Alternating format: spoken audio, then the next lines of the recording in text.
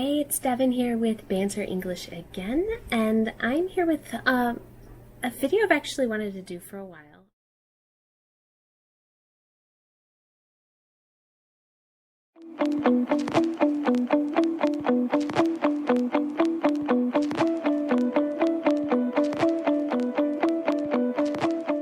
Have you been on tour before? Oh, no. It's not a concert, but it's like a debut showcase. Debut show. Not a concert, but show in 2019. Probably had Salem been to one of those shows, or anyone been to one of the shows, or seen video from it, or seen just the lineup, they would probably say, this looks like a tour to me. What makes it not a tour? And from an administrative standpoint, I'm sure there are some major differences, but this would be an opportunity to talk about that. Say, a debut showcase, what does that mean? How is that different from a tour? Oh, we did some performances at a few different cities across the US. Isn't that a tour? No, it's different because, and then whatever reason, it's different. We went to New York, Chicago, Atlanta, Dallas, and LA. Oh, wow. Yeah. Mm-hmm. She's like, Did you like it? Sounds like a tour. Yeah, of course. We enjoyed it. Nice.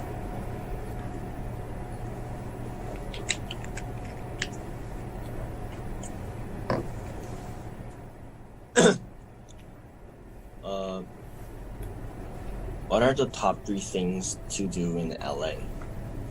Ooh, good question. Writing songs is probably number 1. Number 2 would probably be eating sushi. I really like sushi, so I'm always trying to find the best sushi spot around. And probably walk my dog. He gets a lot of walks. How old is Bowie? Bowie is almost 2. Good question. Good way to bring it back. Yep, we got in quarantine during the pandemic. He was the highlight of the last year and a half for me. I do want to say, too, that we are about almost 2/3 through this, and they really only needed a couple of sentences translated, at least from what we can hear. And some of those, I think, were more tech issues, like maybe someone was talking over or something like that, rather than that they didn't understand, which is great because listening skills can sometimes be one of the most discouraging skills to have to get through. I'm pretty proud that they so far don't seem to be struggling with that too badly. There probably are a few words that she's used here and there that maybe they aren't quite sure specifically what those mean, but they're still going forward with the conversation for the most part and asking for her to repeat if they missed something. They're doing really well with that. How old is your cat? 10 to 11. Oh, cool. I love cats. I'm a little bit allergic, which makes me very sad. Because they're so cute. I have allergies too. It's worth it. I live with our members and my cat is in my house. Nice. You all live together? Yeah. Oh, that's so fun. Yeah, it is fun. This is a good opportunity to talk about how sometimes you're talking about one piece of conversation, and another way that can both take the conversation deeper while also not having to stick on a single topic is to take a piece of what someone said and then start something else with it. So they're talking about pets and cats and ages and things like that. And Taehyun mentions, since I live with the guys and blah, blah, blah, blah. And so Salem, takes the conversation a step deeper by asking about that. Oh, I noticed that you said this. I would like to ask about this. And it brings it deeper because it tells the other person, I was listening to you. I was listening to what you said. I want to know more about what you said. I want to learn more about you in this. I'm not just asking you questions so that you will ask me questions so that I can keep talking. It's a very fine balance to both ask enough questions of the other person so that they feel like you want to learn about them. But you also don't want to ask too many questions and not offer anything, because then it starts to feel like an interrogation or an interview of some kind, which can also be bad. But you, at the same time, also don't want to just keep talking and giving your own thoughts and things and asking questions so that they will then ask you. A lot of things to balance in a conversation. And overall, this one is going fairly well. It does feel a little bit like some kind of networking event where everyone has to stay talking to each other for a long time. There is a feeling that they're kind of forced to be sitting here. Not that they don't want to talk to each other, because I'm sure they're friendly enough, but the type of question and the way that the conversation is going does feel like, okay, you guys sit, talk to each other. You have to talk for 30 minutes. Go. And it is a little awkward. That song, Man Was Your Boyfriend? Yeah, it was inspired by him, but it wasn't made with him. Yeah, I wrote it to send to him to tell him to stop playing FIFA. It's a good question too, because it ties back something they had been talking about before, since they were going through, where do your songs come from? How do you come up with them? All of that. So he's tying that back into, oh, you said this is about real life and you live with a boyfriend. Is this the same one? So it's nice. I just wonder, because our fans was wondering that man in that song is real pro gamer or just boyfriend who like game. He's not a pro gamer, but he's very good at FIFA.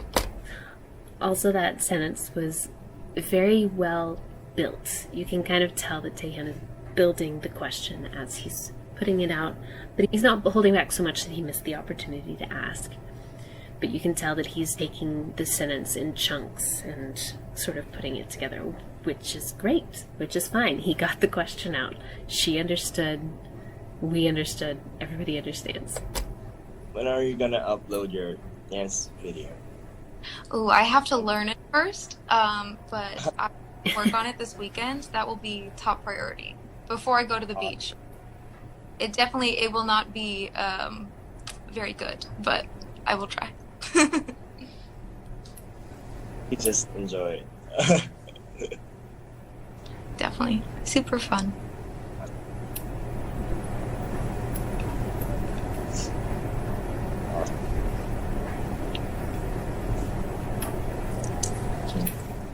How was your day today? How was your day today before this is Taehyun's live? like, come on, bruh. It was good. Yeah, Waste it of was very time. relaxing. I just hung out in my apartment and walked my dog, got coffee, and worked on some music. Very chill. That's great. That sounds great.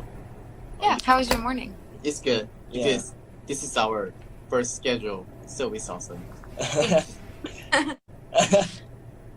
Do you like the morning or are you a night owl? Night owl, definitely. Yeah. Really? Nice. How about you? How about you? I'm a morning person. I usually get up around 7 a.m. Oh. No. Then you can write song at morning? Yeah, sometimes. So, on the subject of coaching and working with English, it depends on the client's goal as to whether or not we're going to get into corrections, especially grammatical corrections, unless there is a strong possibility of misunderstanding. In general, I actually don't prefer to offer many corrections because most of the clients that I work with, their primary issue is not necessarily that they make mistakes. Mistakes do happen. They happen all the time, and that's fine. The problem is they lack fluency. They still try so hard to just get something out.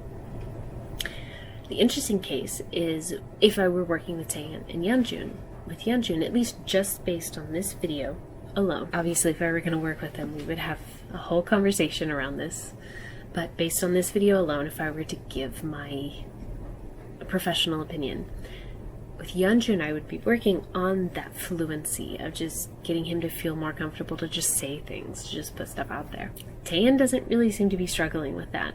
So with him, we might be going back more to the idea of accuracy, proficiency, and that sort of thing. It's entirely possible that he does know how to say these things correctly, but because of the situation, he feels like he just needs to say something. In that case, if his options are say something and it might be incorrect, or say nothing because you're trying to think of something incorrect, he is making the better choice. In a situation like this that is broadcast, there are 65,000 people watching this video right now. 65,000 people who are sitting through occasional silences because no one really knows what they should be saying. And in several of them, it has been Taehyun taking the initiative to say, something, whatever, question, comment, something like that. And so his fluency is actually working really well for him. But if it were important to him to look more at the accuracy and speaking more correctly, wider grammar, that sort of thing, that is something we would absolutely work on. But I probably would not do it by giving him the correct answer. I would not stop the video and then repeat. I don't remember what he just said. Something like, oh, so you could wrote songs in the morning. I wouldn't stop the video and say, oh, so you can write songs in the morning. You were speaking of the possibility of a thing, not of a specific event in the past, and therefore we use the present, blah, blah, blah, blah. I wouldn't do that. I would ask him to think through, to go back into that moment and think through that sentence again, which is something I do not like to do with people who have the fluency issues because they're already stopping and thinking through so many times. The last thing that I want to do is give them more reason, more of a validation to have to stop and think. Just say it, just put it out there. We'll worry about fixing it later if it needs to be fixed, because it might not, because who cares? You like Disneyland, but you're mad at Disney?